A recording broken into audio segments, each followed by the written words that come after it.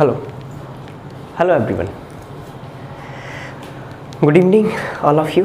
आ जाइए सभी लोग, क्लास शुरू करते हैं। हमारा समय हो चुका है क्लास का। ठीक है जी, चलो आ जाओ, शेयर कर दीजिए सभी लोग। ठीक है, and good evening all of you. Okay, चलिए समझें प्यारे दोस्तों, मैंने आपको पिछले क्लासेस में हमने प्रेजेंट और पास्ट के सारे टेंसेस जो है वो समझ लिए हैं। अब हम यहाँ से आगे की चीज़ों को समझने का काम करेंगे। ठीक है, चलो प्रेजेंट और पास्ट हमने समझ लिया है। Good evening everyone. और ये हाय सर मत लिखा करो यार, हाय जो वर्ड है ये थोड़ा सा फ्रेंडली होता है, मैं आपका टीचर हूँ कोई, ठीक है, तो हाय मत लिखा करो, गुड इवनिंग बोला करो सीधा, या फिर जो भी है। ठीक है, चलो कोई बात नहीं, चले ओके शुरू करते हैं। समझे, हमने समझ लिया, अब तक हमने 8 टेंस जो हैं वो समझ लिए हैं। हमने प्रेजेंट इंडेफिनिट समझ लिया, हमने present continuous, present perfect continuous समझ लिया। ध्यान रखना, अभी मैं बेसिक समझा रहा हूँ। ठीक है, अभी मैं सिर्फ ये उन बच्चों के लिए समझा रहा हूँ ना जो हिंदी मीडियम वाले हैं और उनको हिंदी से इंग्लिश बनाने में प्रॉब्लम होती है, या फिर डायरेक्ट इंग्लिश वाला समझने में प्रॉब्लम होती है। मैं आपके लिए बेटा बिल्कुल बेस से लेकर चल रहा हूँ। जब ये टेंस हमारा 12 टेंस ये खत्म हो जाएंगे, उसके बाद में इन टेंस के खत्म होने के बाद में मैं एडवांस लेवल की सीरीज भी आपके यूट्यूब पर ही लेकर आऊँगा, जिसमें आपको कॉम्पिटिटिव एग्जाम्स में किस तरह से कंपैरेटिव एनालिसिस और एडवांस लेवल शॉर्टकट्स जो है वो कैसे बनते हैं, वो सारी चीज़ें मैं आपको करवाऊँगा इसमें। ठीक है, तो फिलहाल हम बेसिक चारों इंडेफिनिट समझ लिए हमने, फिर पास्ट इंडेफिनिट चारों प्रेजेंट के समझ लिए और चारों हमने पास्ट के समझ लिए। प्रेजेंट आप जानते हो, प्रेजेंट इंडेफिनिट में क्या होता है बताओ जरा, पहचान क्या होती है इंग्लिश में? नहीं हिंदी नहीं, ताहती है हिंदी वाली नहीं बतानी है आपको, इंग्लिश वाला बताना है। क्या होता है प्रेजेंट इंडेफिनिट की पहचान? क्या होती है? या तो होगा डू या डज, या फिर वर्ब की फर्स्ट फॉर्म में एस या ईएस जुड़ा हुआ होगा, या फिर मेन वर्ब की फर्स्ट फॉर्म लिखी होगी सब्जेक्ट के तुरंत बाद। ठीक है जी, प्रेजेंट कॉन्टिन्यूस की पहचान क्या होगी बताना बेटा जरा कमेंट बॉक्स में। ओके, प्रेजेंट कॉन्टिन्यूस की क्या होगी? इज एम आर के बाद वर्ब की आईएनजी फॉर्म कहीं पर भी मिल रहा है तो वो प्रेजेंट कॉन्टिन्यूस टेंस हो जाता है। चलो बाबू जी, आगे अगर हम चलें तो आता है आपका प्रेजेंट परफेक्ट टेंस। तो इसमें जो प्रोसेस है वो कंप्लीट हो चुकी होती है वर्तमान में। ठीक है, और आपको बनाना पड़ता है हैज है प्लस वर्ब की थर्ड फॉर्म से। ठीक, फिर आगे चलते हैं तो आपका आता है प्रेजेंट परफेक्ट कॉन्टिन्यूस। तो इसमें हमें ये तो पता होता है कि एक्शन शुरू कब हुई थी, लेकिन ये नहीं पता होता कि ख़त्म कब होगी। उसका एक्शन का कुछ हिस्सा जो है वो जारी हो गया पूरा हो गया होता है, और कुछ हिस्सा अभी भी चल रहा होता है। ठीक है, तो वहाँ पर आप प्रेजेंट परफेक्ट कॉन्टिन्यूस बना देंगे। पास्ट इंडेफिनिट में क्या होता है? जनरल पास्ट की कोई इन्फॉर्मेशन दी जाती है, पास्ट की कोई इन्फॉर्मेशन दी जाए, पास्ट की हैबिट बताई जाए, या फिर कोई हिस्टोरिकल इवेंट या स्टोरी सुनाई जाए इतिहास की कहानी की, मतलब वो ऐसा राजा था, इतना ऐसे चलता था, ये काम करता था, इस तरह की बातें अगर कहीं पर बताई जाएं तो आप पास्ट इंडेफिनिट बना दोगे। और पास्ट की कोई जारी क्रिया हो तो past continuous was verb plus verb की आईएनजी फॉर्म लगाओगे। और पास्ट ऑफ पास्ट, ये कल के वीडियो में हमने समझा है, पास्ट ऑफ पास्ट को आप किस नाम से जानते हैं? पास्ट परफेक्ट के नाम से। अब इसमें कई बार आपको दो टेंस देखने को मिलते हैं। एक देखने को मिलता है आपको जनरल पास्ट, और एक देखने को मिलता है पास्ट ऑफ पास्ट। ये हमने कल की वीडियो में अच्छे से समझ लिया है। ठीक है, जिसको समझना है वो मेरे पास मैसेज करें, मैं उनको वीडियो का लिंक जो है वो भेज दूंगा प्राइवेट तौर पर। ध्यान रखें प्यारे बच्चों, मैं आपका नाम नहीं ले सकता। ठीक है, नाम इसलिए नहीं लेता क्योंकि ये वीडियो बाद में भी देखते हैं कुछ बच्चे, तो फिर बाद में उनको थोड़ा सा एब्सर्ड लगता है, अच्छा नहीं लगता, तो कोई बात नहीं। ठीक है, आप ऐसे ही एडजस्ट कर लिया करो। चलो आगे चलते हैं। फिर आपने प्रेजेंट पास्ट परफेक्ट कॉन्टिन्यूस भी समझ लिया था उसी टेंस में। यानी पास्ट परफेक्ट कॉन्टिन्यूस क्या होता है कि जहाँ पर एक्शन का पता नहीं होता, शुरुआत का पता होता है लेकिन एंडिंग पॉइंट का पता नहीं होता। जहाँ पर शुरुआत का तो पता होता है लेकिन एंडिंग पॉइंट का पता नहीं होता, कि काम कब शुरू हुआ था ये तो जानकारी है, कितना समय हो गया चलते पहले ये तो पता है, लेकिन ख़त्म कब होगा, कब हुआ था ये नहीं पता होता। एक्शन का कुछ हिस्सा पूरा और कुछ हिस्सा अभी भी जारी होता है, तो वहाँ पर पास्ट परफेक्ट कॉन्टिन्यूस टेंस होता है। ठीक है, चलिए आज हम चलते हैं आपके अगले टेंस पर, जिसका नाम है फ्यूचर इंडेफिनिट टेंस। ठीक है जी, हाँ जी, फ्यूचर इंडेफिनिट टेंस। जरा ध्यान से समझने की कोशिश करें। जब हम फ्यूचर इंडेफिनिट टेंस को समझते हैं तो इसका सीधा सा संबंध अगर मैं बताने की कोशिश करूं तो जो एक्शन रिप्रेजेंट करता है ये जनरली फ्यूचर एक्शन रिप्रेजेंट करने का काम करता है। ठीक है बहू जी, ये फ्यूचर एक्शन को रिप्रेजेंट करने का काम करता है, इसलिए इसको फ्यूचर इंडेफिनिट कहते हैं, या फिर जनरल फ्यूचर इन्फॉर्मेशन। ठीक है, कोई फ्यूचर की जनरल इन्फॉर्मेशन दी जा रही हो, मैं काम करूंगा, यहाँ जाऊंगा, वो जाऊंगा, यानी इसमें जो प्रोसेस आती है वो फ्यूचर प्रोसेस होती है, या फिर ये सिर्फ मूड बताने का काम करता है। बहू जी ध्यान रखना, जनरली अगर मैं बात करूं फ्यूचर टेंस की तो ये अपने आप में टेंस को रिप्रेजेंट नहीं करता, क्योंकि टेंस का मतलब क्या है, जो वर्ब और टाइम के बीच में जो रिलेशन है, relation between time and action के बीच में जो रिलेशन होता है उसी को हम क्या कहते हैं, टेंस कहते हैं। लेकिन यहाँ पर जो फ्यूचर एक्शन है ये मूड को भी रिप्रेजेंट करता है। ठीक है, तो आप इसको मूड कहें तो ज़्यादा बेहतर होगा। ठीक, ये हमेशा मूड को बताता है। जैसे आपने कहा सुबह सुबह आपने देखा घर में सामान जो है वो खत्म हो गया, आपने देखा पेन जो है आपका वो चल नहीं रहा, तो आपने सोचा मैं शाम को मार्केट जाऊँगा, शाम को मार्केट जाऊँगा। लेकिन शाम में आपके पास में कोई दूसरा काम आ गया या कहीं से कोई पेन मिल गया, तो क्या आप मार्केट जाओगे? नहीं जाओगे। यानी कि सुबह जब आपने बोला था तो आपका मूड था, लेकिन अब आप नहीं जा रहे, क्यों? क्योंकि अब आपका मूड नहीं है। अगर फ्यूचर टेंस, ध्यान से समझना मैं क्या समझा रहा हूं, अगर बिल और शेल को हम फ्यूचर टेंस मान लें, इसको टाइम से जोड़ने का काम करें ना, तो भारत में जितने भी तलाक के मुद्दे हैं ना, उसमें से 60% मैटर तो वैसे ही खत्म हो जाएंगे। जानते हो क्यों?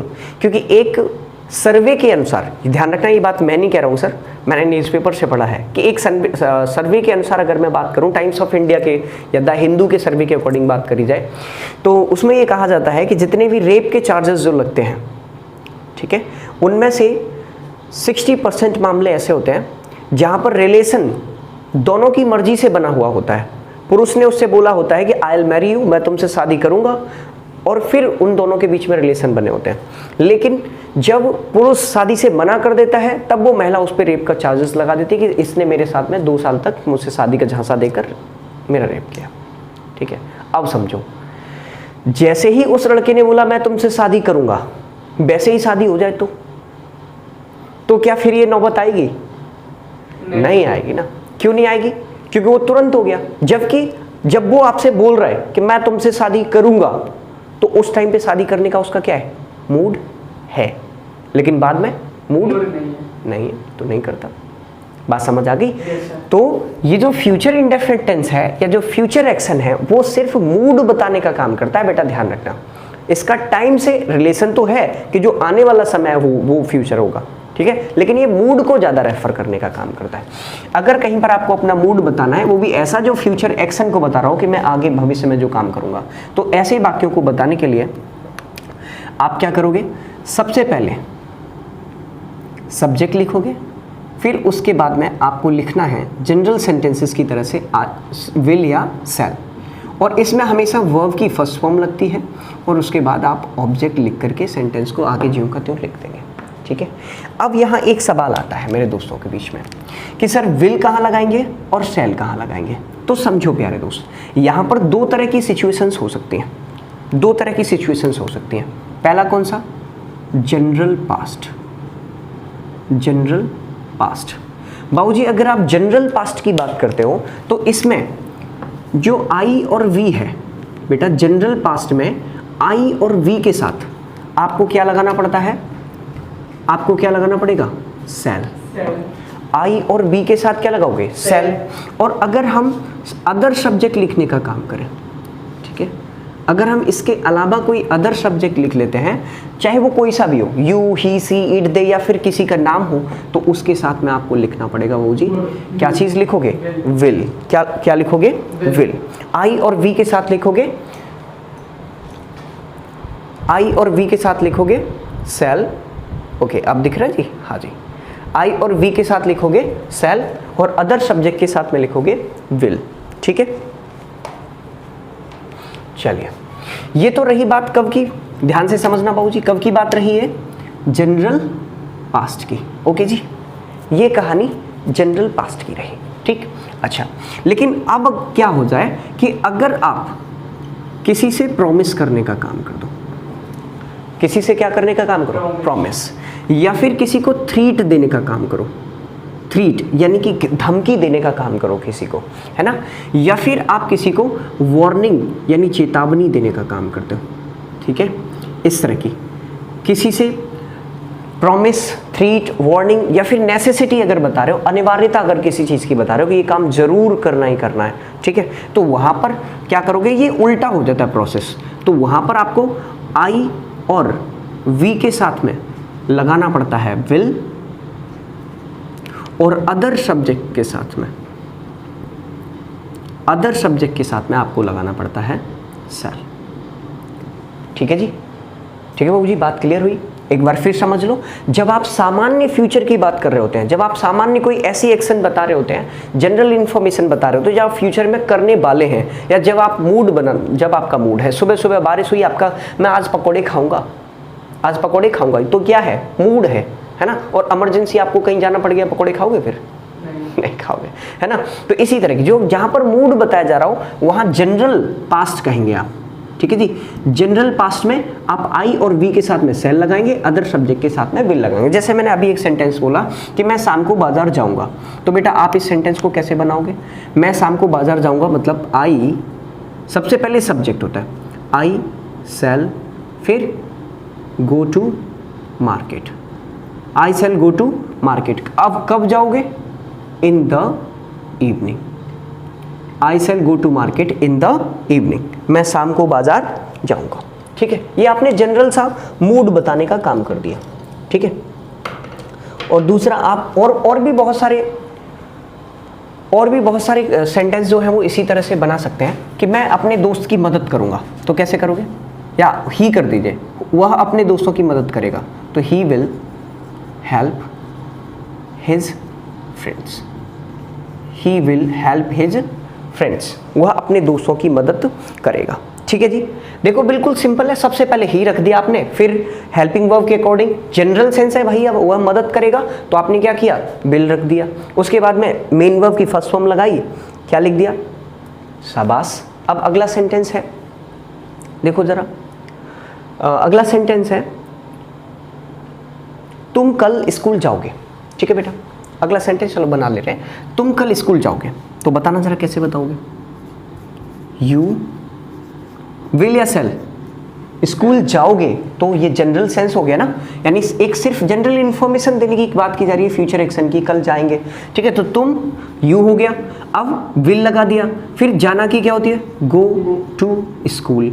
अब कल, तो देखो अब पास्ट होता तो यस्टरडे लगा देते, लेकिन फ्यूचर है तो आने वाला कल, टुमारो, आने वाला कल क्या हो गया, टुमारो हो गया, ठीक है। चलिए अगला एक और सेंटेंस देख लीजिए, आपने कहा चपरासी कमरे की सफाई करेगा, चपरासी कमरे की सफाई करेगा, तो देखो कैसे करोगे, सबसे पहले चपरासी, तो द पियोन, अब जनरल सेंस है, कमरे की सफाई करेगा तो विल, द पियोन विल, अब सफाई करना, clean the room, the peon will clean the room, ये आपका जनरल इंफॉर्मेशन हो गया। अच्छा देखो, अब किसी से आप प्रॉमिस कर रहे हो, ठीक है, अब किसी से आप प्रॉमिस करो, मैं मान लीजिए किसी के आपके पास में पैसे उधार चाहिए और आप उससे या पैसे लेने जा रहे हो और आप उससे कह रहे हो कि मैं आपको मंडे को पैसा जो है वो वापस पक्का दे दूंगा, ठीक है, मैं आपका सोमवार को पैसा पक्का दे दूंगा, तो आप प्रॉमिस कर रहे हो किसी से, तो इसको प्रॉमिस को कैसे करोगे, आई के साथ में क्या लगाओगे, विल। अगर प्रॉमिस कर रहे हो मैं आपको पैसे अवश्य अदा कर दूंगा, ध्यान रखना अवश्य जिस सेंटेंस में आ जाता है ना, या निश्चित शब्द आ जाता है, तो उसमें इसकी अंग्रेजी नहीं लगाई जाती, उसमें बस आई के साथ में आप विल कर दीजिए, तो I will pay you on Monday, I will pay you on Monday, ये आपने किसी से प्रॉमिस कर दिया, ठीक। अगला सेंटेंस, आप किसी को थ्रीट यानी धमकी देने की कोशिश कर रहे हो, आपने कहा आई विल किल यू, मैं तुम्हें मार दूंगा, मैं तुम्हें मार दूंगा, तो ये भी तो धमकी एक तरह से, तो कैसे बोलोगे, सबसे पहले आई, जनरल सेंस होता तो क्या लगाते, सेल, लेकिन अब क्या लगेगा, बिल, और किल मारना, यू मतलब तुम्हें, ठीक है। अगला सेंटेंस है, मैं तुम्हें कोर्ट में देख लूंगा। जब आपसे कोई लड़ाई होती है, लड़ाई झगड़ा हो जाता है, तो आप सामने वाले को क्या धमकी देते हो, चल तुझे कोर्ट में देखूंगा, है ना। तो मैं तुम्हें कोर्ट में देख लूंगा, तो कैसे करोगे बेटा, बताना जरा। मैं तुम्हें कोर्ट में देख लूंगा, शाबाश। सबसे पहले आई, फिर will see you in the court. I will see you in the court. मैं तुम्हें कोर्ट में देख लूंगा या तुम पर केस कर दूंगा, इसका मतलब यही हो गया, ठीक है। ध्यान रखना, थ्रीट और वार्निंग एक बात नहीं होती बेटा। चेतावनी और धमकी अलग अलग चीजें होती हैं। चेतावनी क्या होती है कि यदि तुम पढ़ाई नहीं करोगे तो फेल हो जाओगे, यदि तुम पढ़ाई नहीं करोगे तो फेल हो जाओगे, ये क्या है, चेतावनी है, ठीक है। लेकिन सीधा सीधा मैं तुम्हें मार दूंगा, मैं तुम्हें कोर्ट में देख लूंगा, ठीक है, इस तरह की बातें, तो वो धमकी हो जाती हैं। चेतावनी एक और देखो, यदि तुम पतली दीवार पर चलोगे तो गिर जाओगे, तो ये क्या है, चेतावनी तो है ना। यदि तुम बिजली के तार पकड़ोगे तो तुम मर जाओगे, ये क्या है, चेतावनी है, ठीक है। तो जब चेतावनी ये हो गई और धमकी होती है कोई काम जबरदस्ती करवाना, ठीक है, तो वो धमकी होती है। इतना अंतर होता है दोनों में, ठीक। मुझे लगता है कर लोगे सारे। जहां पर धमकी दी जा रही हो वहां आई और वी के साथ में बिल लगा दो, अदर के साथ में सेल लगा दो, और जनरल सेंस में आई और वी के साथ में सेल और अदर के साथ में बिल लगा देते हैं, ठीक है। कोई दिक्कत वाली बात तो नहीं है प्यारे बच्चों। चलो अब देखते हैं इसका नेगेटिव स्ट्रक्चर, ठीक है। नेगेटिव स्ट्रक्चर देख लेते हैं। चलो मैं नेगेटिव स्ट्रक्चर की बात करता हूँ, यहीं पर मैं नेगेटिव स्ट्रक्चर लिखता रहा हूँ, ठीक है। नेगेटिव स्ट्रक्चर ध्यान से समझें जरा। सबसे पहले आपको बाकी सेंटेंसेस की तरह इसमें सब्जेक्ट लिखना पड़ता है। सब्जेक्ट के बाद में आप विल या सेल लिखेंगे, प्लस उसके बाद नॉट लगाएंगे, वर्ब की फर्स्ट फॉर्म लिखेंगे और ऑब्जेक्ट लिख देंगे। अब कई बार क्या होता है, आपके क्वेश्चंस जो है वो थोड़े से आपको घुमाने के लिए आपके एग्जाम में किताबों में लिख दिए जाते हैं। जैसे अगर कहीं पर विल नॉट लिखा हुआ इकट्ठा है ना, विल नॉट, इसको एक साथ में लिख सकते हो, और दूसरा सेल नॉट लिख सकते हो, ठीक है, सेल नॉट। तो अब करते क्या है एग्जाम में या किताबों में क्या करते हैं, विल नॉट का जो शॉर्ट फॉर्म बनता है, देखो शॉर्ट फॉर्म्स आपने सुना होगा ना, जैसे इज नॉट को क्या बोलोगे, इजंट बोला जाता है। डू नॉट को क्या बोला जाता है, डजंट बोला जाता है, और डज नॉट को, और डू नॉट को डोंट बोला जाता है, इस तरह से। लेकिन जब विल नॉट लिखा जाता है ना, तो इसको विलंट मत बोल देना, ठीक है, इसको क्या बोला जाता है, वॉन्ट, WONT, पूरी तरह से बदल गया, देखो WONT, जबकि इसमें तो ओ कहीं है भी नहीं, ठीक है। विल नॉट का जो कॉन्ट्रैक्शन होता है, जो शॉर्ट फॉर्म होता है, जो क्वेश्चन टैग बनता है, वो क्या बनता है, वांट, ठीक है। और शेल नॉट का क्या बनता है, शांट, ठीक है, SHANT, ये बनता है शांट, ठीक है। शेल नॉट का शांट और विल नॉट का वांट, ठीक। जबकि इधर जो रहते हैं ये सारी चीजें ज्यों की त्यों रहती हैं, ये अलग चीज है, ठीक है। इसको फिलहाल मैं मिटा दे रहा हूँ, जब क्वेश्चन टैग्स कराऊंगा तो मैं आपको ये सारी चीजें कराऊंगा, ठीक है। तो अगर किसी सेंटेंस में वांट या सेंट लिखा हुआ दिखाई दे रहा हो तो घबरा मत जाना कि ये कौन सी हेल्पिंग वर्ब आ गई, वो सेल नॉट की ही शॉर्ट फॉर्म होती है, ठीक है। चलिए इन सेंटेंसेस का नेगेटिव बनाओ। मैं शाम को बाजार नहीं जाऊंगा, मैं शाम को बाजार नहीं जाऊंगा, कमेंट करो।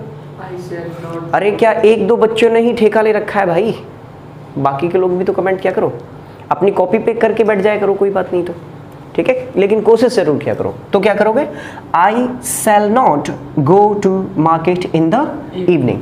मुझे नहीं लगता मुझे लिखने की जरूरत है, आप ऐसे ही समझ जाओगे कि मैं शाम को बाजार नहीं जाऊंगा, तो I shall not go to market in the evening, ठीक है मेरा दोस्त। चलिए अगला समझते हैं। वह अपने दोस्तों की मदद नहीं करेगा, वह अपने दोस्तों की मदद नहीं करेगा, तो कैसे बोल दोगे, he will not help his friends, he will not help his friends, okay. आगे, तुम कल स्कूल नहीं जाओगे, तुम कल स्कूल नहीं जाओगे, तो कैसे करोगे, you will not go to school tomorrow, you will not go to school tomorrow. चलिए अगला देखिए, अगला देखिए, the peon will clean the room, यानी चपरासी कमरे की सफाई करेगा। तो क्या हो जाएगा, चपरासी कमरे की सफाई नहीं करेगा, नहीं करेगा। तो कैसे बनाओगे, the peon will not clean the room. ठीक है जी। चलो अब अगर क्या आ रहा हो, इसी तरह से बाकी के भी हो जाएंगे। अगर क्या आ रहा हो, ठीक है, जैसे क्या बाकी के शुरुआत में आ रहा है, तो आपको क्या करना है, बाकी सेंटेंसेस की तरह उसमें भी आपको सबसे पहले हेल्पिंग वर्ब को रख देना है, विल या सेल को, विल या सेल को पहले रख दीजिए, फिर सब्जेक्ट लगाइए, फिर वर्ब की फर्स्ट फॉर्म और उसके बाद ऑब्जेक्ट लगा करके क्वेश्चन मार्क लगा दीजिए। ठीक है, ऑब्जेक्ट लगा करके क्वेश्चन मार्क लगा दीजिए। ये आपका इंटेरोगेटिव का रहा, जब आपका प्रश्नवाचक शब्द जो है वो क्या शब्द जो है वो बाकी के प्रारंभ में दिया गया हो। अगर मान लीजिए प्रश्नवाचक शब्द बीच में दिया गया हो तो क्या करना है आपको, तो उस WH वर्ड को इस हेल्पिंग वर्ब से भी पहले रख देना है। WH वर्ड को यानी प्रश्नवाचक शब्द को पहले रख देना है, उसके बाद में विल या सेल लगाना है, फिर सब्जेक्ट लगाना है, फिर आगे बढ़ोगे। ठीक है, जैसे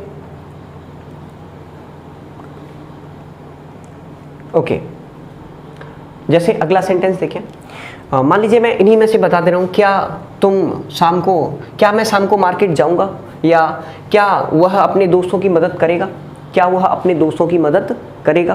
तो सिंपल से है ना, हो जाएंगे। क्या करोगे, shall I go to market in the evening, shall I go to market in the evening. अगला वाला will he help his friends. ठीक है, अगला क्या, चलो अगला मैं अलग से बोल रहा हूँ, आप करके दिखाएंगे। ठीक है, क्या मीरा एक पत्र लिखेगी। अगला बताना जरा कैसे करोगे, कमेंट बॉक्स में बताओ भैया। क्या मीरा एक पत्र लिखेगी। बाकी लोग क्यों आंसर नहीं दे रहे हो, बाकी के लोग भी तो आंसर दीजिए।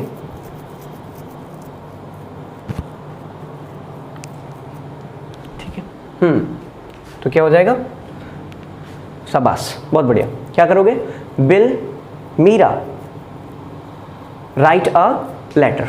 ठीक है, सबसे पहले क्या की लगाओ, विल, फिर मीरा राइट अ लेटर, क्या मीरा एक पत्र लिखेगी। ठीक है, अगला सेंटेंस है, मैं बोल रहा हूं, आप बताएंगे मुझे, क्या चपरासी घंटी बजाएगा, क्या चपरासी घंटी बजाएगा। तो कैसे करोगे, सबसे पहले क्या लिखना है, बिल, फिर चपरासी को क्या बोलते हैं इंग्लिश में, प्यून, विल द प्यून, और घंटी बजाना ring the bell, ring the bell, क्या चपरासी घंटी बजाएगा। अच्छा, अगर मैं इसी सेंटेंस को ऐसे बोल देता, चपरासी घंटी कब बजाएगा, चपरासी घंटी कब बजाएगा, यानी प्रश्नवाचक शब्द अगर बाकी के बीच में दिया गया है तो आपको क्या करना है, प्रश्नवाचक शब्द को सबसे पहले लिख देना है। When will the peon ring the bell, चपरासी घंटी कब बजाएगा। इस तरह से आपको सेंटेंस को कर देना है। ठीक है, आगे सुकेश, अगला सेंटेंस मैं बोल रहा हूँ, आप करके बताओ। सुकेश आज दिल्ली क्यों जाएगा, सुकेश आज दिल्ली क्यों जाएगा। तो क्या करोगे, सबसे पहले वाई लिखा हुआ है, वाई मतलब क्यों, प्रश्नवाचक शब्द लिखोगे, why will Sukesh, Sukesh go went, gone कर दूं, बेंट करोगे गॉन के गो शाबाश, क्या करोगे, go. Why will Sukesh go to Delhi, आज तो टुडे, आज सुकेश दिल्ली क्यों जाएगा, why will Sukesh go to Delhi today. इस तरह से आपको सेंटेंसेस जो है वो बनाने रहते हैं। ठीक है बेटा, ध्यान रखना, अभी बिल्कुल बेसिक वाली चीजें करा रहा हूँ, एडवांस लेवल भी चीजें लेके आ रहा हूँ मैं आपके लिए बहुत ही जल्दी, जैसे ये टॉपिक खत्म होता है वैसे। ठीक है, परेशान मत हो जाना कि सर इतना सिंपल सिंपल करा रहे हैं, चीज़ें सिंपल से ही, हमारा जो मेरा जो मेथड है वो सिंपल टू कॉम्प्लेक्स मेथड को मैं फॉलो करता हूँ। ठीक है, तो चलिए, ये बात सभी को समझ आ गई, सभी को समझ आ गई ना, चलो बहुत बढ़िया। तो फिर ये जो सेंटेंस आ गए ना, ये फ्यूचर टेंस, ठीक, हाँ जी, इनका आप स्क्रीनशॉट ले लो, और जैसे ही वीडियो ख़त्म हो जाए, तो वीडियो ख़त्म होने के 1 घंटे तक पब्लिक रहेगा, फिर प्राइवेट कर दिया जाएगा। तो 1 घंटे के अंदर अंदर ये सारे सेंटेंसेस के आपको इंग्लिश बनाकर इन्हीं सेंटेंसेस का आपको कमेंट बॉक्स में आंसर करना है अपने अपने नाम से। ठीक है, शाबाश। भाई बाकी वीडियो का तो अभी तक नहीं किया आपने, एक ने भी नहीं किया है, बाकी किसी वीडियो पे कमेंट नहीं किया है, एक का भी आंसर कर दो पिछले वीडियो से करके, ठीक है। चलो चलिए अब चलते हैं आगे, मिटा दे रहा हूँ मैं इसको। अब चलते हैं फ्यूचर कॉन्टिन्यूअस टेंस। ओके जी, चलो बहुत ही सिंपल सेंटेंसेस है, ठीक है।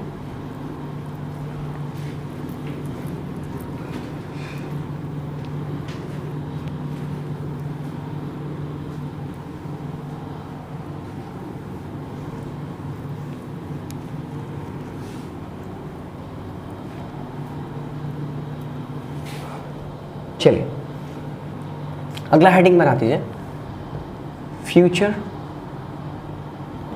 Continuous tense.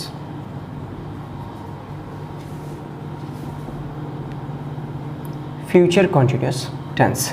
अब जैसा कि सभी मेरे प्यारे बच्चे जानते हैं कि कॉन्टिन्यूअस टेंस है तो इसमें डेफिनेटली जो प्रोसेस होगी वो कैसी होगी, कंटिन्यू प्रोसेस होगी, कंटिन्यू प्रोसेस।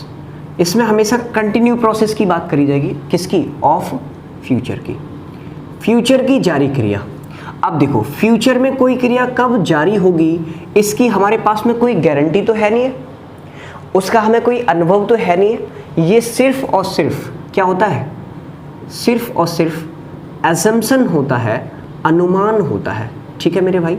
ये बात आपको याद रखनी है कि हम सिर्फ अनुमान लगा सकते हैं, एजम्पशन होता है सिर्फ, कोई श्योरिटी नहीं होती, कोई निश्चितता नहीं होती इसमें, ठीक है। सिर्फ हम अनुमान व्यक्त कर सकते हैं कि माताजी सो रही होंगी, पिताजी खाना खा रहे होंगे, बच्चा रो रहा होगा, इस तरह की बातें जो भी हैं इनकी कोई गारंटी नहीं होती, पॉसिबिलिटी होती है, ठीक है। ये पॉसिबिलिटी को भी डिनोट करते हैं और कंटिन्यू प्रोसेस को भी डिनोट करते हैं और एजम्पशन भी होते हैं ये, ठीक है, सिर्फ अनुमान के तौर पर होते हैं। किसी क्रिया के जारी होने का अनुमान लगाना है आपको, किस टेंस में बनाना है, फ्यूचर कॉन्टिन्यूअस। रहा होगा, रही होगी, ये इन बातों के चक्कर में मत पड़िए, सीधा एक्शन को समझने का काम करिए कि एक्शन कैसे होगी। जैसे किसी वाक्य को पढ़ा आपने तो आपको पढ़ने पर पता लगना चाहिए कि ये जो प्रोसेस है वो कंटिन्यू होगी और या कंटिन्यू होगी या फिर हम उसका सिर्फ अनुमान लगा रहे हैं कि वो अभी चल रही होगी। जैसे मैं कहूँ पिताजी सो रहे होंगे तो क्या गारंटी है कि सो रहे हो सकता है सोने जा रहे हो सकता है सो लिए हो और हो सकता है आज सोने का प्लान ही ना हो उनका, ठीक है। तो या फिर आप कहो कि बच्चा रो रहा होगा तो क्या गारंटी है रो रहा होगा, हो सकता है सो गया हो सकता है ना रोए। तो इस तरह की बातें यहाँ पर सिर्फ एजम्पशन आता है, मतलब मूड बताने का काम किया जाता है, ये भी ठीक है, सिर्फ अनुमान बताने का, कंटिन्यू प्रोसेस होने का अनुमान लगाओ आप किसी चीज़ का, ठीक है। चलो तो ऐसे सेंटेंसेस को आप बनाओगे कैसे, समझने का काम करो। सबसे पहले सब्जेक्ट, उसके बाद में विल और शैल में से कोई एक, फिर लगाना है बी और फिर उसके बाद में वर्ब की आईएनजी फॉर्म प्लस ऑब्जेक्ट। ध्यान रखना कुछ बच्चे विल और शैल के साथ में वर्ब की आईएनजी डायरेक्ट जोड़ देते हैं, तो ऐसा आप कभी नहीं कर सकते। क्यों? क्योंकि आईएनजी से पहले हमेशा वी वर्ब लगानी पड़ती है और विल और शैल मॉडल वर्ब का काम करती है और इसके साथ में हमेशा वर्ब की फर्स्ट फॉर्म लगानी पड़ती है। तो यहाँ पर आपको बी की जरूरत पड़ी, यानी अगर हम चाहते तो विल और शैल के बाद में सीधा आईएनजी लगा सकते थे ना, हमें बी की क्यों जरूरत पड़ी? क्यों? क्योंकि विल और शैल मॉडल वर्ब है, इसके साथ में कभी भी आईएनजी फॉर्म का यूज नहीं होता। मॉडल वर्ब के साथ में हमेशा मेन वर्ब की फर्स्ट फॉर्म आती है, तो और जबकि कॉन्टिन्यूअस हमेशा आईएनजी लेता है, तो कॉन्टिन्यूअस की जिद पूरी करने के लिए हमने आईएनजी लगा दी और इसकी फर्स्ट फॉर्म की जिद पूरी करने के लिए हमने अपनी साइड से इसमें बी जो है वो रख दिया, ठीक है। तब जाकर के हमारा पूरा स्ट्रक्चर बन करके तैयार होता है, विल बी और शैल बी प्लस वर्ब की आईएनजी फॉर्म, ठीक है, will be shall be plus verb की आईएनजी फॉर्म। चलिए ये स्ट्रक्चर आपका बना, ठीक है।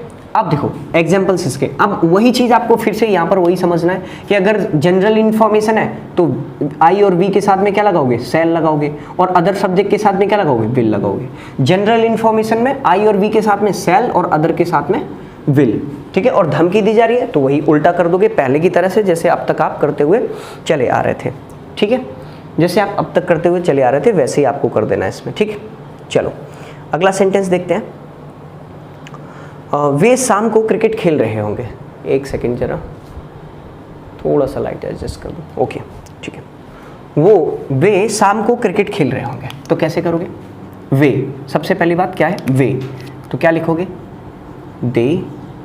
अब क्या लगाओगे दे के साथ में? Will be. वे क्रिकेट खेल रहे होंगे तो they will be playing cricket, they will be playing cricket in the evening, they will be playing cricket in the evening. वे शाम को क्रिकेट खेल रहे होंगे। ठीक है, ये सेंटेंस आपका जनरली हो गया। आगे, हम रात को टीवी देख रहे होंगे। हम रात को टीवी देख रहे होंगे। तो बताना जरा बेटा कमेंट में कैसे करोगे जरा इसको। बताओ। हम रात को टीवी देख रहे होंगे, तो सब्जेक्ट क्या हो गया?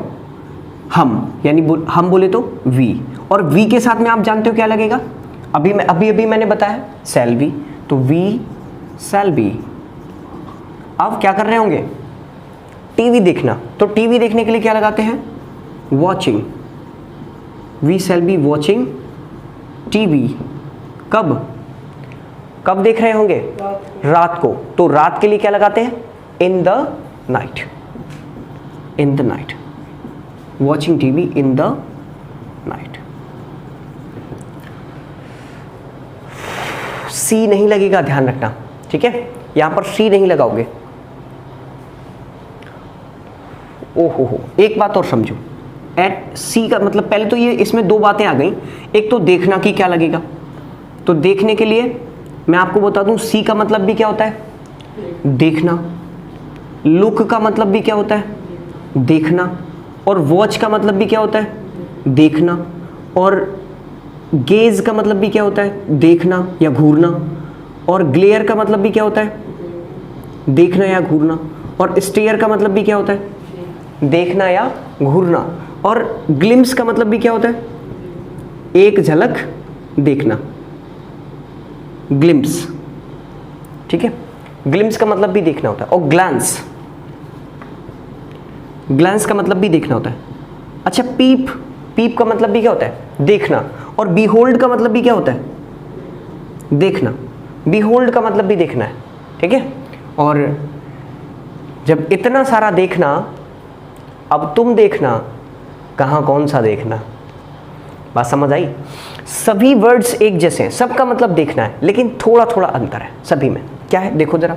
सी का मतलब होता है हल्की नज़र से देखना, किसी को सरसरी निगाह से देखना। ठीक है, हल्की नज़र से। जैसे आप घर पे बैठे हो, सामने से कोई निकल कर गया, आपकी मम्मी पूछ लेती हैं अभी यहाँ से कौन निकल कर गया, देखा? या फिर कोई आपसे आकर पूछता है कि क्या तुमने मेरे भैया को देखा, अभी यहाँ से निकल कर गए। ठीक है, तो वो हल्की नज़र से देखना, सरसरी निगाह से देखने वाला कौन होता है? सी। ठीक है बेटा। और अगर हम लुक की बात करें, तो लुक का मतलब होता है नज़र डालना, यानी मुड़ कर देखना। देखो, ये हो गया हल्की नज़र से देखना। इधर दिखाई दे रहा है? ठीक है, ओके। सी का मतलब हो गया हल्की नज़र से देखना, हल्की नज़र से। ठीक है, और लुक का मतलब हो गया मुड़कर देखना, मुड़कर देखना। हिंदी थोड़ा मेरा गड़बड़ है, राइटिंग अच्छा नहीं है, तो आप ऐसे ही समझ लीजिए। समझो, जैसे जब भी आपसे टीचर बोलता है लुक एट द बोर्ड, तो इसका मतलब क्या होता है? इससे पहले आप या तो कॉपी पर देख रहे होते हो या फिर कहीं दोस्त की तरफ देख रहे होते हो। ठीक है, तभी तो आपका टीचर कहता है मुड़कर बोर्ड की तरफ देखो। या फिर आप जब अपने घर में बैठे हुए हो, तो आपसे मैं कहूँ look who is knocking at the door, देखो दरवाजे पर कौन आया है या दरवाजा कौन खटखटा रहा है। तो इसका मतलब क्या है? अभी आप मोबाइल में देख रहे हो, फिर उधर देखोगे कि दरवाजे पर कौन आया है, तो मुड़कर ही तो देखोगे। तो वहां पर क्या यूज किया जाता है? सेंस का, यानी लुक का सेंस आता है वहां पर। और जब आप वॉच का यूज करते हो, तो इसका मतलब होता है टकटकी लगा कर देखना, टकटकी लगा कर देखना। किसी को इंटरेस्टिंगली देखते हो, जब आप आनंद रुचिपूर्वक देखते हो, तो वहां पर क्या आता है? वॉच आता है। और जब गेज की बात करते हो, तो इसका मतलब भी घूर कर देखना होता है। ग्लेयर का मतलब भी घूर कर देखना होता है। और स्टेयर का मतलब भी घूर कर देखना होता है। ठीक है, अच्छा, अंतर क्या है सभी में? समझो, ये जो स्टेयर होता है, ये लालच भरी निगाह से घूरना होता है। ठीक है, लालच भरी निगाह से। और ग्लेयर क्या होता है? गुस्से से घूरना, गुस्से से घूरना। नहीं आया समझ में? अरे ऐसे समझ लो, अभी मान लीजिए गर्मी का मौसम चल रहा है, या गर्मियों के मौसम में जब भी हम मान लेते हैं घर पे कोई रिश्तेदार आए हुए हैं, गर्मियों का मौसम है, ठीक है, अब 10-12 रिश्तेदार बैठे हुए हैं। रिश्तेदार बैठे हुए हैं, तभी गली में दोपहर के 12 बजे आ गया आइसक्रीम वाला टन टन टन करता हुआ, है ना। अब जैसे ही आपने आइसक्रीम वाला देखा तो आप मम्मी से आंखों ही आंखों में इशारे करोगे, मम्मी आइसक्रीम चाहिए, है ना। अब मम्मी क्या करेंगी, आपको बोल तो सकती नहीं है, मज्जक कनास, इतने सारे रिश्तेदार बैठे हुए हैं, है ना, इनके लिए भी लानी पड़ेगी, पैसा ज़्यादा खर्च हो जाएगा। तो मम्मी क्या करेगी, आपको पैसे मना तो नहीं करेगी, लेकिन आपको आंखों ही आंखों में हूल देगी, ऐसे चुपचाप बैठ जा, ठीक है। तो मम्मी ने जो गुस्से से देखा ना, दैट इज कॉल्ड ग्लेयर, ठीक है। मम्मी ने जो गुस्से से देखा उसको ग्लेयर कहोगे, ठीक। फिर क्या हुआ, आप चुपचाप बैठ गए। जब आप चुपचाप बैठे हो तो इतनी देर में आपके चाचा का लड़का जो है वो आइसक्रीम को खाता हुआ जो है वो आ गया। अब आइसक्रीम खाता हुआ आ गया, अब आप उसकी आइसक्रीम की तरफ देख रहे थे मुंह में पानी आ गया शिकारियों के, है ना। तो अब आपका मन क्या है, लालच भरी निगाह से। तो वो जहां पर आप उस आइसक्रीम को देख रहे हैं ना कि काश मिल जाए, है ना, तो वहां पर क्या होगा, स्टेयर, मतलब किसी चीज को लालच भरी निगाह से देखना। और जो गेज आता है तो वो कामुक नजर से देखना, ये थोड़ा सा अभद्रता के लिए यूज किया जाता है, ठीक है ना। कोई इनसेंसिबल तरीके से देखता है, अगर मतलब गलत तरीके से, अगर कामुक नज़र से देखता है तो वहाँ पर गेज आता है, ठीक है। चलिए अगला है ग्लिम्स और ग्लांस। ग्लिम्स और ग्लांस दोनों का मतलब एक नज़र है, ठीक है। दोनों का मतलब क्या है, एक नज़र। लेकिन ग्लिम्स कौन सा है, जानबूझकर, जानबूझकर एक नज़र देखना, जानबूझकर एक नज़र डालना, ठीक है, जानबूझकर एक नज़र डालना। और ग्लैंस मतलब अनजाने में, ग्लैंस मतलब अनजाने में, ठीक है। कई बार क्या होता है कि कहीं पर आप बैठे हुए हो और कोई व्यक्ति अपने काम में मस्त है और आपकी नज़र अचानक से पड़ गई उस पर, आपने देख लिया, अरे वाह क्या काम कर रहा है, ठीक है, तो वो ग्लैंस होता है, अगर अनजाने में किसी चीज़ पर नज़र चली जाती है, ठीक है। तो और ग्लिम्स क्या होता है, आप जानबूझकर, जैसे एग्जाम्पल के तौर पे हम बात करें, जब आप शादियों में जाते हो, है ना, शादियों में जाते हो गेस्ट हाउस में, जहाँ पर बहुत सारे रिश्तेदार आए हुए होते हैं, बहुत सारे लोग आए हुए होते हैं, बहुत सारी लड़कियाँ भी आई हुई होती हैं, है ना। तो जितने भी शिकारी लड़के हैं वो क्या करते हैं, जहाँ पर लड़कियों का कमरा होता है उसके बाहर ऐसे करते हुए घूमेंगे तो वो क्या करेंगे, जहाँ पर लड़कियों का दरवाज़ा है वहाँ से एक नज़र देखने की कोशिश करेंगे कि मेरी वाली किधर है, बात समझ आ गई है जी। तो वो नज़र से जानबूझकर देखने की कोशिश करते हैं अंदर की तरफ, तो इसको क्या कहोगे, ग्लिम्स, यानी वो जानबूझकर देख रहा है तो वो ग्लिम्स हो गया। और अगर वही अनजाने में नज़र चली जाए किसी पर, मान लीजिए कोई महिला जो है वो खाना खा रही है बेचारी, भूखे 4-6 दिन से, है ना, आपने पार्टी में देखा उसी शादी में, अब उसने उठाया रसगुल्ला और पूरा एक बार में रख लिया, और आपने जैसे देखा अरे तेरी एक बार में खा गई पूरा, ठीक है। तो वो आपका क्या हुआ, अब वो महिला जैसी आपकी तरफ देखेगी तो वो शर्मा जाएगी, है ना, फिर वो दोबारा आपकी तरफ देखेगी नहीं। तो जो उसने महिला जो पहली बार देखेगी कि उसने जब वो महिला आपकी तरफ पहली बार देखेगी कि इस बंदे ने हमें देख लिया, तो वो महिला क्या होगा, शर्मा जाएगी। तो वो और उस महिला वो जो देखेगी आपको, वो नज़र कौन सी होगी, अनजाने में ही तो देख ली, वो तो खा रही थी अपनी मस्ती से, लेकिन आप पर उसकी नज़र पड़ गई, ठीक है, तो वो शर्मा जाएगी। तो वही चीज़ ग्लांस होती है, मतलब अनजाने में देखना, और ग्लिम्स मतलब जानबूझकर देखना। अच्छा पीप समझो, पीप का मतलब होता है ऊपर से नीचे की ओर देखना, ऊपर से नीचे की ओर देखना, झांक कर देखना। जैसे वह खिड़की से झांका, खिड़की से झांका, तो खिड़की से नीचे की ओर देख रहा है ना, तो पीप लगाना पड़ेगा वहां पर, लुक नहीं लगाओगे, ठीक। अगला बिहोल्ड, बिहोल्ड का मतलब होता है ना चाहते हुए भी देखना, ठीक है, ना चाहते हुए भी देखना, ना चाहते हुए भी, मतलब कोई चीज़ इतनी सुंदर है कि आप उसको बिना देखे मन करता ही नहीं आपका, ठीक है, तो वहां पर बिहोल्ड लगाओगे। तभी तो कहा जाता है ब्यूटी लाइज इन बिहोल्डर्स, बिहोल्डर्स आइज, यानी सुंदरता देखने वाले की आंखों में होती है, ठीक है। तो बिहोल्ड मतलब देखना और बिहोल्डर मतलब देखने वाला, इसी शब्द से बना हुआ है, ठीक है। चलो खैर, ये तो बुकैब का पार्ट रहा, जब मैं बुकैब करवाऊंगा तो आप अच्छे से इनको समझेंगे डिग्री को, ठीक है। चलिए फिलहाल आपको ये समझ आ गया कि इस सेंटेंस में टीवी देखने के लिए आपको किसका यूज करना पड़ेगा, टीवी देखने के लिए आपको वॉचिंग का यूज करना पड़ेगा, टकटकी लगा कर देख रहे हैं। अब समझ लो इन द नाइट और एट नाइट का फर्क, किसी बच्चे ने पूछा भी था यहाँ, मुझे लगता है, इन द नाइट और एट नाइट, हाँ किसी बच्चे ने एट नाइट लगाया था इसमें, ठीक है। तो समझो इन द नाइट और एट नाइट, दोनों में फर्क क्या है, दोनों का यूज होता है और दोनों में फर्क क्या है। जब इन द नाइट की बात करते हो तो इसका सेंस होता है पर्टिकुलर नाइट, इसका मतलब क्या होता है, पर्टिकुलर नाइट, मतलब किसी डेफिनेट नाइट की बात कर रहे हो, ठीक है। लेकिन अगर एट नाइट की बात करते हो तो इसका मतलब होता है एज यूजुअल, मतलब डेली के सेंस में, ठीक है। इसका यूज किसके सेंस में होता है, डेली के सेंस में। जैसे मैं आपसे कहूं आपको रात को घर से बाहर नहीं जाना चाहिए, आपको रात को घर से बाहर नहीं जाना चाहिए, तो आपको किसी पर्टिकुलर नाइट को नहीं जाना चाहिए कि डेली नहीं जाना चाहिए, डेली की बात कर रहे हैं ना, तो वहां पर आप एट नाइट यूज करेंगे, you should not go out at night, ठीक है। लेकिन अगर मैं कहूं मैं रात को सो नहीं पाया, मैं कल रात सो नहीं सका, ठीक है, तो इसको क्या करोगे, इन द नाइट, क्योंकि मैं कल की निश्चित रात की बात कर रहा हूं, तो वहां पर आपको क्या लगाना पड़ेगा, इन the night. I couldn't sleep in the night yesterday. In the night क्यों लगाया, क्योंकि कल आप डेफिनेट नाइट की बात कर रहे हो, और एट नाइट कब लगाओगे, जब आप डेली सेंस में कोई शब्द यूज करते हो तब। क्लियर हो गया ये, एट नाइट और इन द नाइट, ठीक है। चलो अब चलते हैं आगे। अब अगला सेंटेंस देखते हैं, चलो आ जाओ, जनरल सेंटेंसेस पर ही आ जाते हैं। मैं एक सेंटेंस और बोल रहा हूँ आपके लिए, वह सोमवार को सविता से शादी कर रहा होगा। कमेंट में बताना बेटा कैसे करोगे, वह सोमवार को सविता से शादी कर रहा होगा।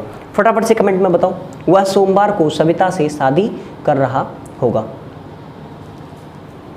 चलिए तो देखिए कैसे करोगे।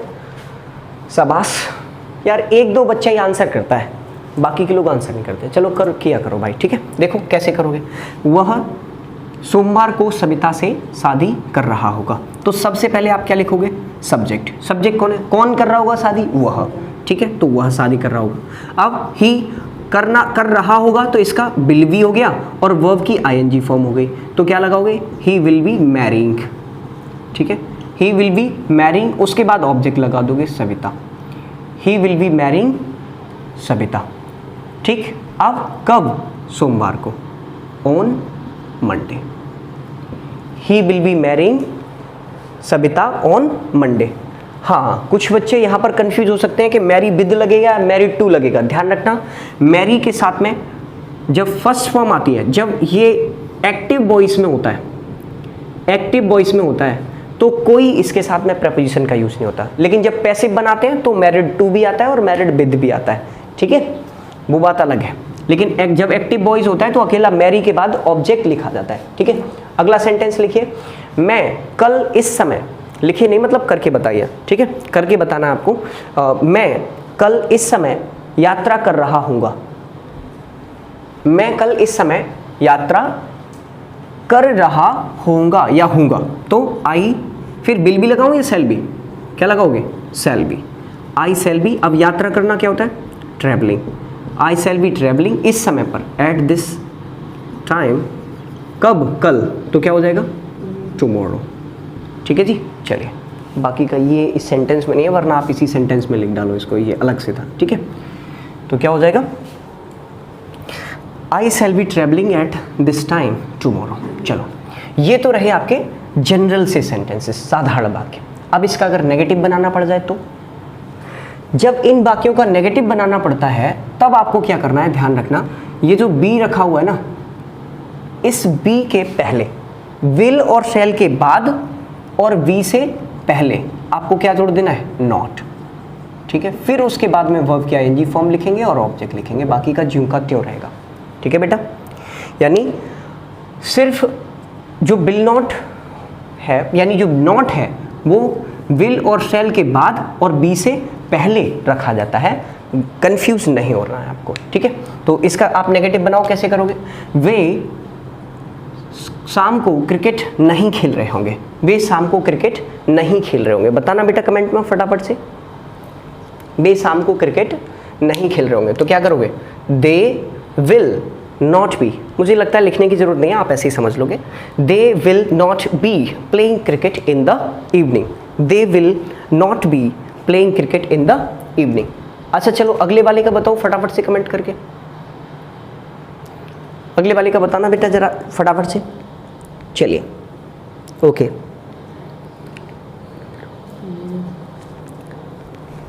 अच्छा क्या हो जाएगा, we shall not be watching, we shall not be watching TV in the night. चलिए अगला, वह सविता से मंडे को शादी नहीं कर रहा होगा, तो he will not be marrying Sabita on Monday. ठीक, वह मैं कल इस समय पर यात्रा नहीं कर रहा होऊंगा, मैं कल इस समय पर यात्रा नहीं कर रहा होऊंगा। तो कैसे करोगे? I shall not be travelling at this time tomorrow. ठीक है, ओके, कर जाओगे। शाबाश। अब देखो, अगर सेंटेंस आपका इंटरोगेटिव हो जाए जिसमें क्या से वाक्य शुरू हो रहा हो, ठीक है, तो अगर क्या से वाक्य कोई शुरू हो रहा होता है तो उसमें आपको विल और शैल को रख देना है आगे, उसके बाद लगा देना है सब्जेक्ट। विल और शैल ऐसे वाक्यों में आगे आ जाता है, उसके बाद लिखा जाता है आपका सब्जेक्ट।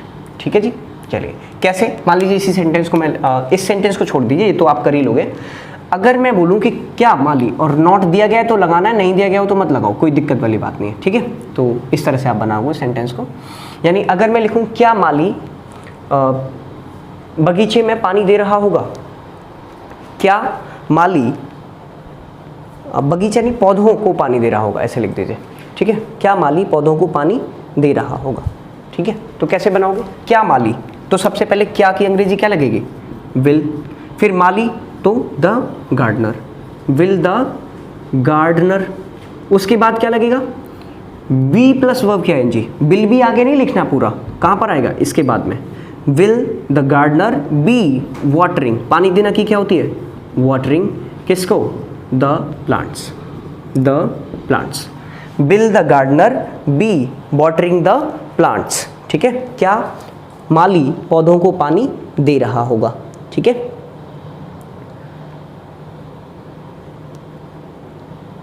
अगला, क्या सूरज ने, अगला सेंटेंस में बोल रहा हूँ, अगला सेंटेंस में बोल रहा हूँ, आप करके बताएंगे ज़रा।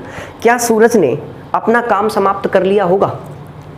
ठीक है, क्या सूरज अपना काम समाप्त कर रहा होगा, कर लिया नहीं होगा, समाप्त कर रहा होगा। ठीक है, क्या सूरज अपना काम समाप्त कर रहा होगा, तो कैसे करोगे?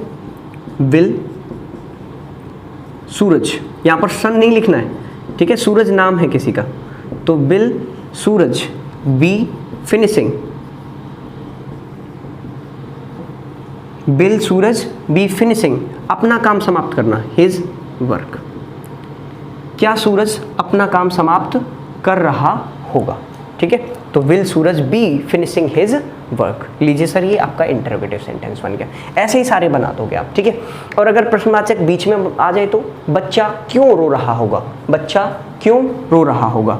ठीक है, तो why will the child be weeping, why will the child be weeping. अगर नोट भी आ जाए इसमें तो उस बी से पहले ही रखना है आपको नोट हमेशा। ठीक है, जैसे वह तुम्हें नहीं, इससे सेंटेंस नहीं बनेगा, अच्छा सा बना लेते हैं, कोई बढ़िया सा सेंटेंस बना लेते हैं कि बच्चा क्यों नहीं रो रहा होगा। ठीक है, तो why will the child not be weeping, इस तरह से कर दोगे आप। ठीक है, कोई दिक्कत? अगर बाकी के सेंटेंस और करने की इच्छा है तो लीजिए, ये लिस्ट आ गई आपके सामने, आ गई, शाबाश। ठीक है, कर डालो। ध्यान रखना, काम वही करना है, इन लिस्ट को रख के मत रखो। ठीक है, इनके कमेंट बॉक्स में आंसर दे दिया करो भाई, भला होगा थोड़ा आपका। ठीक है, आप मुझे भी पता चलेगा कि आप कितना अच्छा करते हैं। अगर कोई एरर लगेगा, कोई कमी लगेगी तो मैं आपको ज़रूर सुझाव दूंगा कि बेटा ऐसे काम करो। और इसके साथ साथ, इन वीडियोस के साथ साथ, जो आपके घर पे जो आपके पास में किताब है, कोई छोटी मोटी किताब हो, उसमें से सीखने का काम करो। ठीक है, अभी मैं बिल्कुल बेस लेवल का करा रहा हूँ, इससे सिंपल कोई नहीं कराएगा आपको। ठीक है, फिर हम चलेंगे थोड़ा सा एडवांस जब ये टेंस खत्म हो जाए। चलो हटा दो भाई इसको, स्क्रीनशॉट ले लिया सभी ने, चलिए हटा दीजिए। ओके, चलो ठीक है, फिर आज के लिए इतना ही रखते हैं, बाकी का अगले वीडियो में मिलेंगे। ठीक है, और एक बात ज़रा ध्यान से सुन लीजिए आप हमारी, थोड़ा सा प्यार बनाए रखें। मैं आपसे बार बार वही कहूँगा कि आप आंसर देते रहें, और जब तक ये क्लास लाइव चलती है ना, उतनी देर तक आप जितने लोगों के पास में शेयर कर पाओ उसे उतने लोगों के पास शेयर कर दिया करो, क्योंकि सिर्फ तभी तक देखने के लिए अपॉर्चुनिटी रहेगी, बाकी कोई नहीं देख पाएगा। और बीच बीच में जो डिस्टर्बिंग एलिमेंट आ जाते हैं, एक दो जो बदमाश किस्म के लोग होते हैं, उन पे ध्यान मत दिया करो, फालतू के कमेंट्स करते रहते हैं ये। ठीक है, थैंक यू, मिलते हैं नेक्स्ट वीडियो में, bye bye, love you all, thanks for supporting us, keep watching us.